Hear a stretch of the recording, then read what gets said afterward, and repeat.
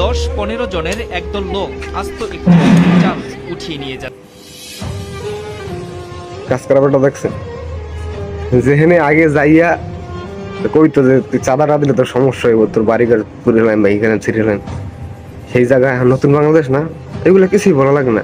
কারণ আস্থা বাড়ি তারা 10-15 জনে মিললে জায়গায় তুলে নেওয়া যায়, এটাই তো নতুন বাংলাদেশ।